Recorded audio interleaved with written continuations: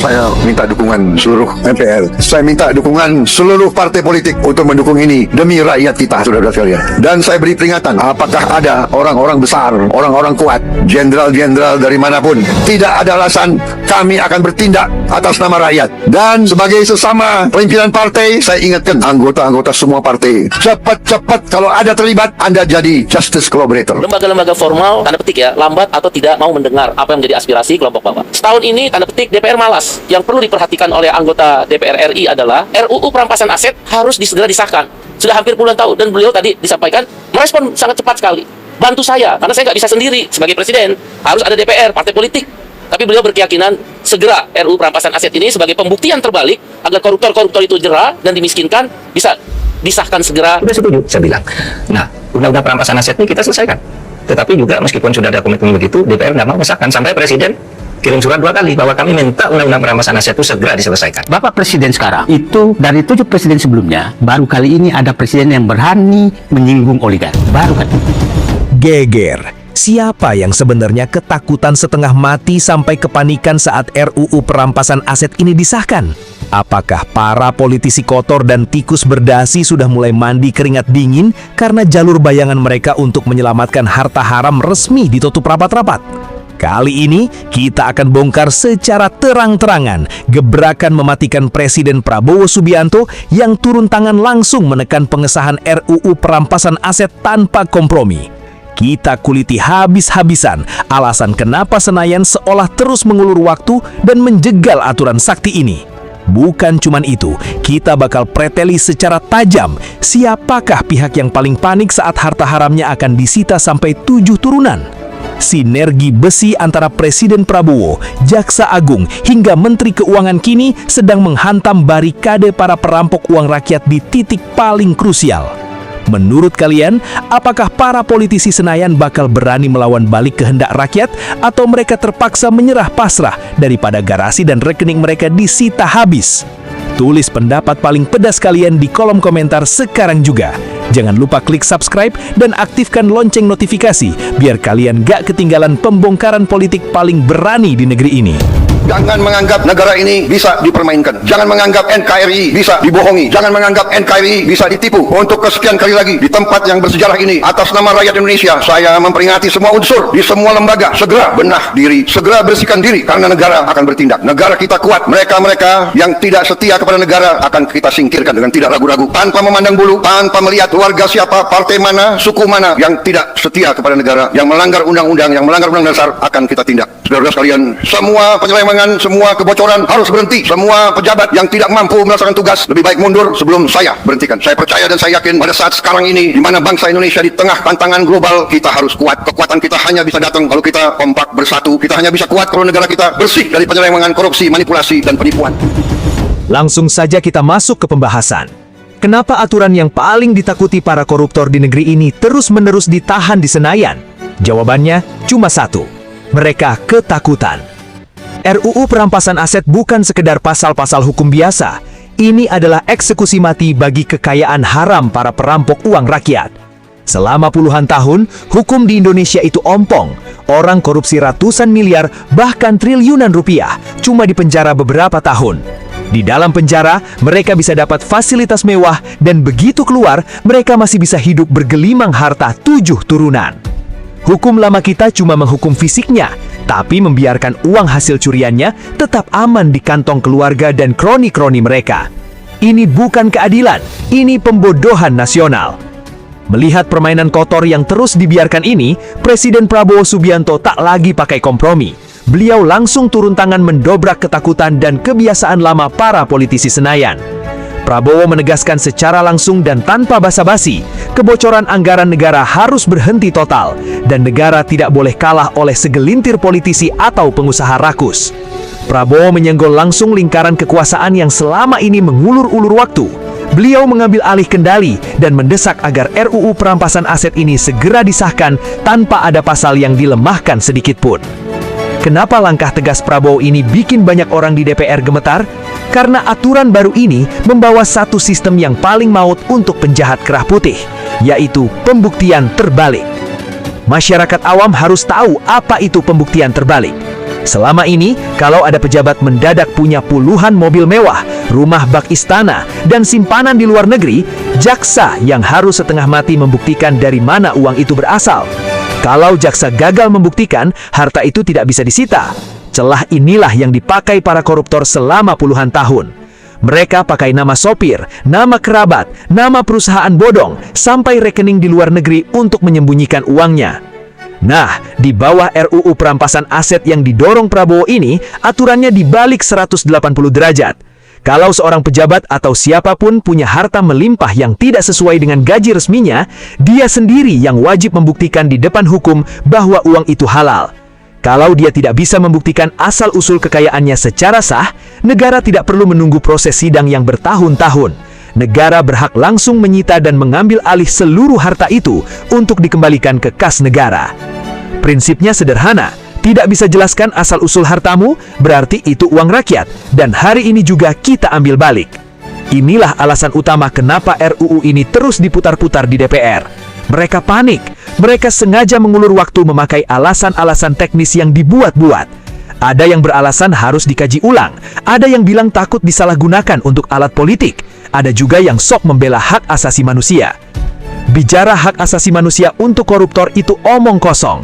Hak asasi manusia mana yang dibela saat uang pembangunan sekolah, uang rumah sakit, dan uang bantuan rakyat miskin dicuri?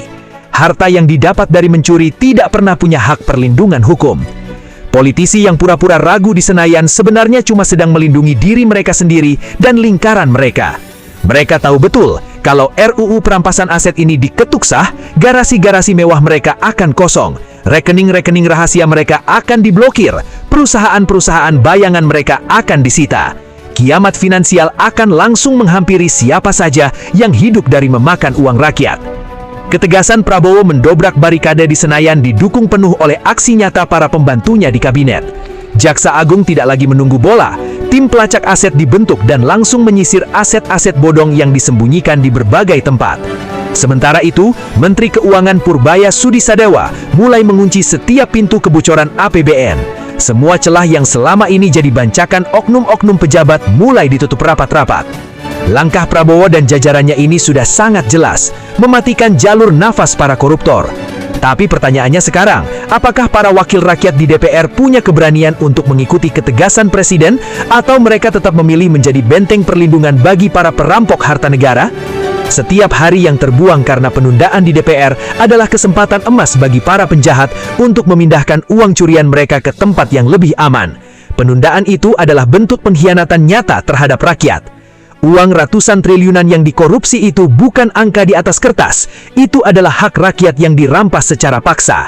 Uang itu yang harusnya dipakai untuk memperbaiki jalan-jalan yang rusak, membangun fasilitas kesehatan gratis yang layak, memberi gaji layak untuk guru-guru, dan membebaskan rakyat kecil dari jeratan kemiskinan.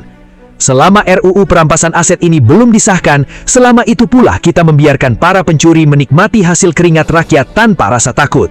Masyarakat Indonesia tidak boleh lagi bisa dibohongi dengan janji-janji manis politik. Kita harus mengawal penuh gebrakan Presiden Prabowo Subianto. Kita harus menyuarakan dengan keras kepada seluruh anggota DPR, sahkan RUU perampasan aset sekarang juga tanpa kompromi, tanpa penundaan, dan tanpa melemahkan pasal-pasalnya. Siapapun yang menolak atau berusaha memperlambat pengesahan aturan ini, berarti mereka berada di barisan yang sama dengan para koruptor. Tidak ada alasan netral dalam perang melawan korupsi. Pilihannya cuma dua, berdiri bersama rakyat membela keadilan, atau berdiri bersama perampok menyembunyikan harta haram. Presiden Prabowo sudah mengambil posisi paling depan. Beliau sudah mendobrak pintu kebal hukum yang selama ini melindungi para pejabat nakal. Sekarang giliran rakyat bersatu memberikan tekanan terbesar. Kita buktikan bahwa suara rakyat yang bersatu jauh lebih berkuasa daripada tumpukan uang haram dan jabatan sementara para politisi. Hukum harus ditegakkan setegas-tegasnya, miskinkan seluruh koruptor, sita seluruh harta hasil curiannya, dan kembalikan setiap rupiah milik rakyat Indonesia. Mari kita beropini. Melihat fenomena yang terjadi belakangan ini, ada perasaan yang sangat berkecamuk di dalam diri saya sebagai warga negara biasa. Di satu sisi, kita melihat adanya angin segar ketika pimpinan tertinggi negara menunjukkan taji dan keberanian untuk menuntaskan masalah kebocoran anggaran. ada dorongan moral yang sangat kuat agar aturan hukum kita tidak lagi tumbul ke atas dan tajam ke bawah. Rasa optimis itu tentu ada, karena bagaimanapun juga rakyat sudah sangat lelah melihat permainan hukum yang seolah tidak pernah memihak pada keadilan yang sejati. Namun guys, kalau kita mau jujur dan melihat masalah ini dari sudut pandang masyarakat awam, ada satu pertanyaan besar yang selalu mengganjal di pikiran kita. Kenapa hal yang sangat jelas baik untuk negara justru selalu menghadapi jalan yang begitu berbelok-belok? Rakyat biasa saja kalau melanggar aturan lalu lintas atau menunggak kewajiban, sanksinya bisa langsung terasa hari itu juga. Tetapi kenapa ketika menyangkut aturan yang mengatur harta dan kekayaan para pejabat, prosesnya bisa memakan waktu berlarut-larut tanpa kepastian yang jelas? Ini menunjukkan bahwa ada jarak yang sangat jauh antara apa yang dirasakan rakyat dengan apa yang dipikirkan oleh para pembuat kebijakan di atas. Masyarakat di tingkat bawah hari ini berjuang setengah mati hanya untuk memenuhi kebutuhan pokok sehari-hari, sementara yang di atas, diskursus tentang keadilan sering kali hanya berputar pada perdebatan istilah, prosedur, dan kekhawatiran yang sebenarnya sangat jauh dari realitas kehidupan rakyat sehari-hari. Satu hal yang menjadi perhatian utama saya adalah fenomena keterbukaan informasi di era digital ini. Rakyat hari ini tidak lagi bisa dianggap bodoh atau mudah dibohongi. Lewat media sosial dan internet, masyarakat bisa memantau, membandingkan, dan menganalisis secara mandiri mana pihak yang benar-benar bekerja untuk kepentingan umum dan mana yang hanya sibuk mengamankan posisinya sendiri. Kesadaran kolektif inilah yang menurut saya menjadi modal paling berharga bagi bangsa kita saat ini. Ketika ada pimpinan negara yang mencoba membongkar tatanan lama yang merugikan, respon masyarakat bukanlah bentuk keberpihakan yang buta atau fanatisme sempit. Masyarakat merespon karena mereka merindukan sosok yang berani pasang badan demi menyelamatkan aset bangsa. Rakyat ingin melihat ada bukti nyata bahwa negara ini hadir untuk melindungi hak-hak mereka, bukan malah melindungi segelintir orang yang memanfaatkan jabatan demi keuntungan pribadi. Di sisi lain, kita juga harus realistis melihat kelembagaan kita. Sebuah niat baik dari tingkat pimpinan tertinggi tidak akan pernah bisa berjalan optimal jika lembaga penunjang dan para pembuat undang-undang di bawahnya tidak memiliki frekuensi yang sama. Seringkali sebuah kebijakan yang sangat ideal menjadi berkurang tajamnya ketika harus melewati berbagai meja perundingan dan kompromi politik. Disinilah letak ujian terberat dari pemimpin dan ketahanan hukum kita. Menurut pikiran saya, kepemilikan aset yang wajar seharusnya tidak pernah membuat siapapun merasa terancam. Jika seseorang mendapatkan kekayaan dari hasil kerja keras yang jujur, dari usaha yang sah, dan dari keringatnya sendiri, tidak ada alasan untuk merasa cemas terhadap aturan hukum apapun. Sebaliknya, kekhawatiran yang berlebihan justru secara tidak langsung menimbulkan tanda tanya besar di tengah masyarakat tentang dari mana sebenarnya sumber muasal kenyamanan tersebut berasal. Logika sederhana inilah yang dipakai oleh masyarakat umum. Orang yang bersih tidak akan takut pada cermin yang jernih. Justru, cermin itulah yang dibutuhkan untuk membuktikan kepada publik bahwa seseorang memang tidak memiliki celah. Ketika ada pihak yang menolak untuk bercermin atau berusaha memburamkan cermin tersebut, sangat wajar jika masyarakat mengambil kesimpulannya sendiri. Saya juga memandang bahwa persoalan penegakan hukum ini bukan lagi sekedar urusan pasal-pasal di lembaran kertas negara, melainkan sudah menjadi ujian moral bangsa.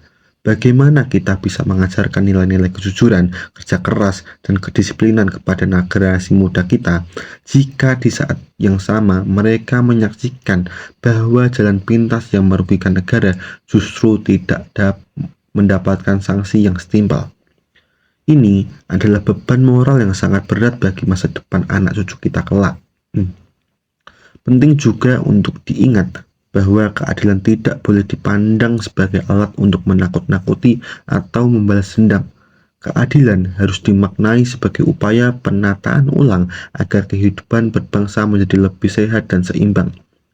Ketika aset yang seharusnya milik umum dapat diselamatkan dan dikembalikan ke tempat yang semestinya, maka dampaknya akan langsung dirasakan pada perbaikan fasilitas publik, kesejahteraan sosial, dan penguatan ekonomi nasional secara menyeluruh tanpa terkecuali.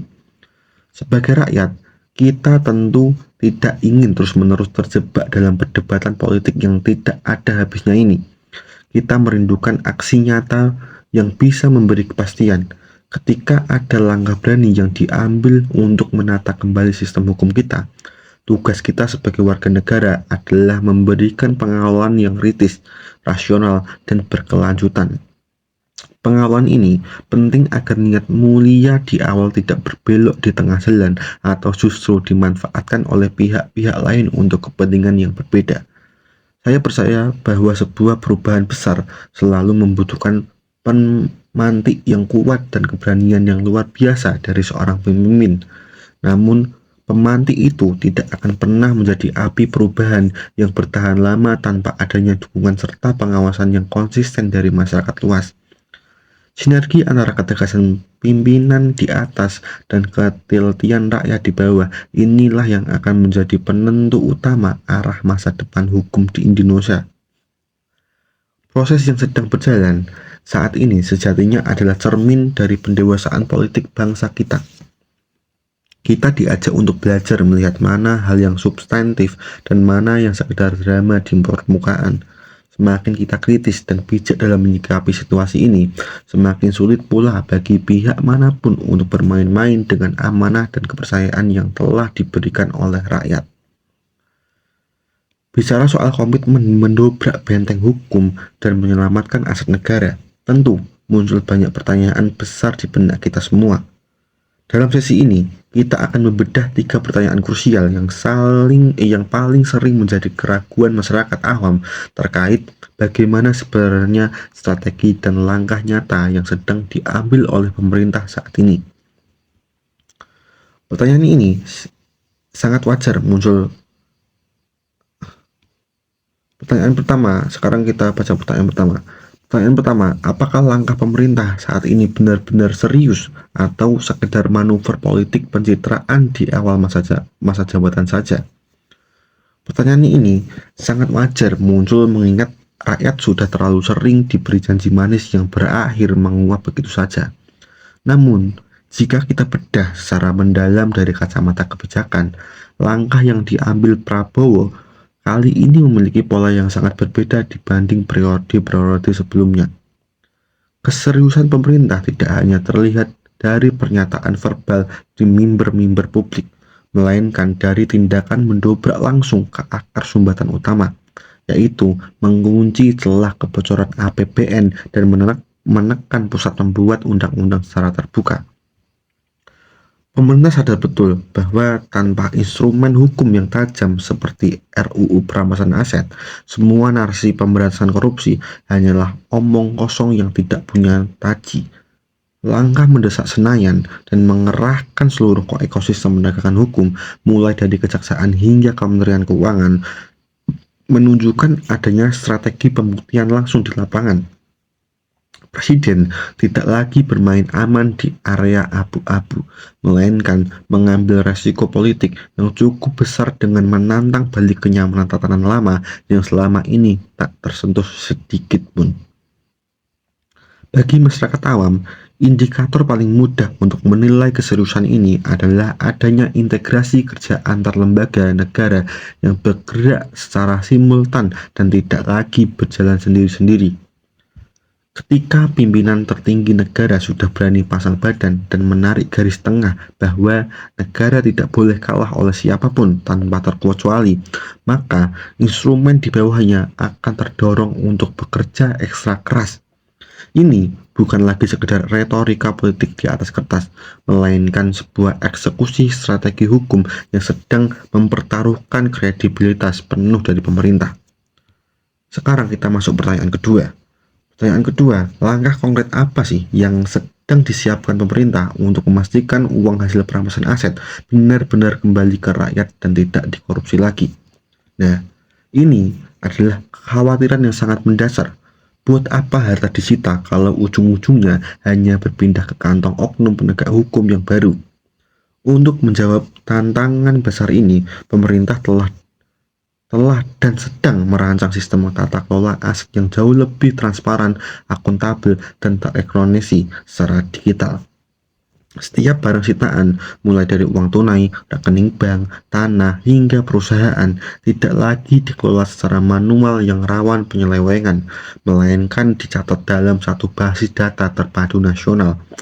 Menteri Keuangan Purbayudi Sadewa bersama lembaga terkait memetakan alur agar seluruh aset yang berhasil dirampas secara sah oleh negara langsung masuk ke kas negara sebagai penerimaan negara bukan pajak.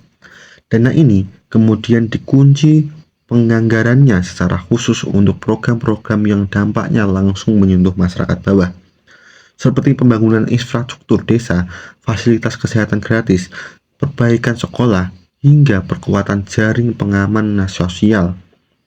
Selain itu, pemerintah juga memperkuat peran pengawasan berlapis dengan melibatkan lembaga intelijen keuangan seperti PPATK dan audit independen.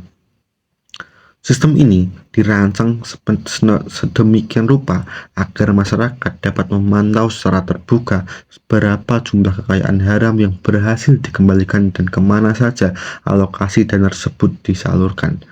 Dengan transparansi berbasis sistem ini, ruang gerak bagi oknum untuk bermain di dalam air keruh dapat ditutup sedemikian rapat. Pertanyaan ketiga, Bagaimana jika DPR tetap bertahan dan menolak pengesahan RUU ini? Apa opsi atau langkah pamungkas yang bisa diambil oleh Presiden?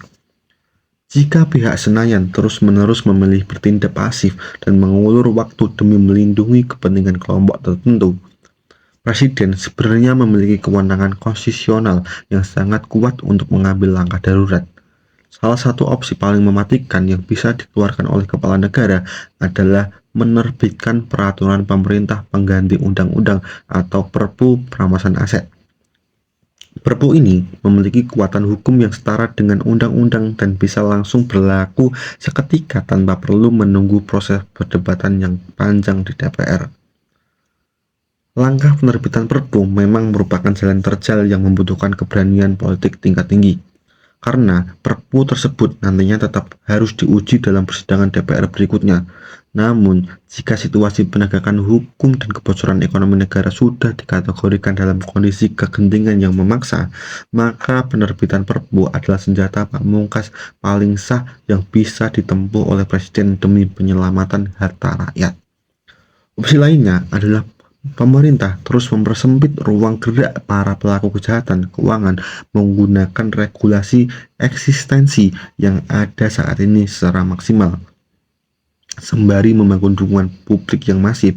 Ketika tekanan dari Presiden berpadu dengan gelombang tuntutan rakyat yang makin membesar, DPR tidak akan punya pilihan lain selain tunduk pada kehendak rakyat, karena sejatinya negara ini pemimpinnya adalah rakyat. Pemerintah telah menyiapkan semua papan catur politik ini dan kini bola panas sepenuhnya ada di tangan para pembuat kebijakan alias DPR.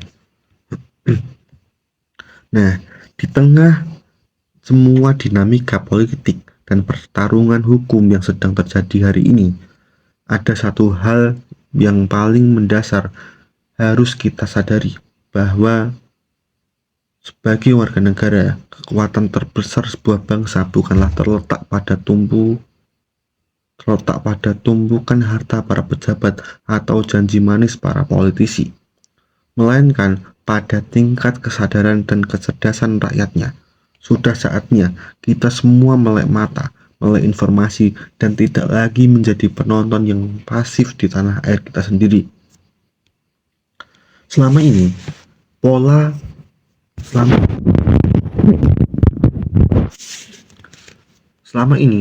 lama selalu diulang-ulang setiap kali ada gerakan besar untuk membongkar kejahatan keuangan dan penegakan hukum keadilan. Pihak-pihak yang terancam kenyamanannya akan berusaha keras mengalihkan perhatian publik. Mereka memunculkan isu-isu sensasional yang sengaja dirancang untuk memicu emosi, menciptakan kebingungan, dan menggiring masyarakat agar sibuk berdebat pada hal-hal kecil yang sama sekali tidak penting bagi kehidupannya sehari-hari. Taktik adu domba ini adalah senjata paling ampuh untuk melemahkan posisi rakyat. Ketika fokus masyarakat berhasil dipecah oleh perdebatan pandangan, suku, atau keberpihakan kelompok yang tidak substantif, disitulah para perampok harta negara bisa bernapas lega dan terus menjalankan aksinya di balik layar tanpa tersentuh sedikit pun oleh pengawasan publik. Oleh karena itu, jangan pernah mau diadu domba atau dimanipulasi oleh narasi-narasi yang sengaja disebarkan untuk memecah persatuan kita. Kita harus belajar melihat sebuah persoalan secara jernih dan rasional. Siapapun latar belakang politik kita, keinginan kita pada dasarnya cuma satu, ingin melihat hukum berdiri tegak secara adil.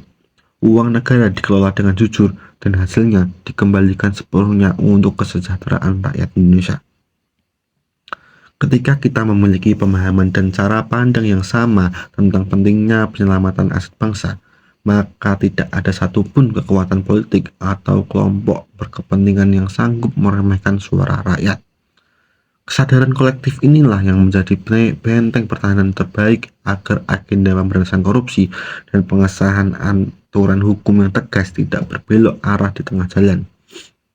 Langkah terpenting yang bisa kita lakukan hari ini adalah terus memperkaya diri dengan informasi yang benar, berorientasi pada data, serta mengedepankan logika yang sehat.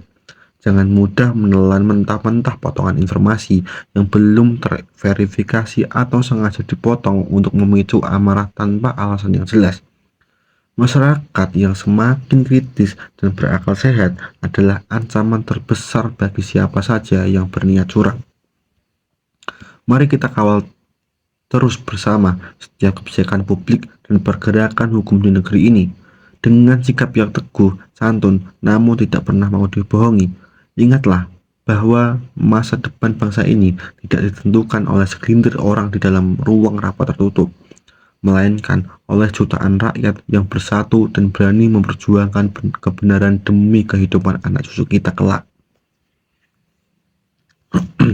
Perjuangan untuk menjaga akal sehat dan mengawal keadilan tidak boleh berhenti di sini. Kita membutuhkan wadah bersama untuk terus mendiskusikan sebagai persoalan kebangsaan secara tajam, berani, objektif, dan tentunya tetap mudah dipahami oleh seluruh lapisan masyarakat dari berbagai latar belakang. Untuk itu, mari dukung terus pergerakan ini dan jadilah bagian dari masyarakat yang cerdas serta tidak mudah diadu domba. Luangkan waktu sejenak untuk menekan tombol like, bagikan video ini kepada keluarga, teman, dan seluruh kerabat Anda agar semakin banyak orang yang mendapatkan pemahaman yang benar. Jangan lupa untuk langsung klik tombol subscribe dan nyalakan lonceng notifikasinya sekarang juga di channel Ruang Rasio. Bersama Ruang Rasio, kita rawat akal sehat, kita kawal keadilan, dan kita jaga persatuan Indonesia. Terima kasih untuk kalian semua yang sudah menyimak sampai akhir, dan sampai jumpa di pembahasan kritis berikutnya. Jangan lupa pesan saya tadi, jangan mau diadu domba, karena akhir-akhir ini banyak banget di media sosial tentang huru-hara pemerintahan kita. Jadi tetap kritis, jaga persatuan kita, jangan lupa ngopi, jangan lupa berpikir kritis. Oke guys, itu tadi pesan-pesan menurut pandangan saya tentang gimana perdebatan politik yang sedang terjadi di Indonesia. Kita kawal terus perjuangan Presiden Prabowo, kita kawal terus perjuangan Menteri Keuangan, Kejaksaan Agung, dan penegak hukum lainnya yang mau bergerak jujur untuk negara ini. Sekali lagi, subscribe agar saya kedepannya lebih berani lagi menyuarakan akal sehat untuk mencerdaskan bangsa ini. Like, comment, and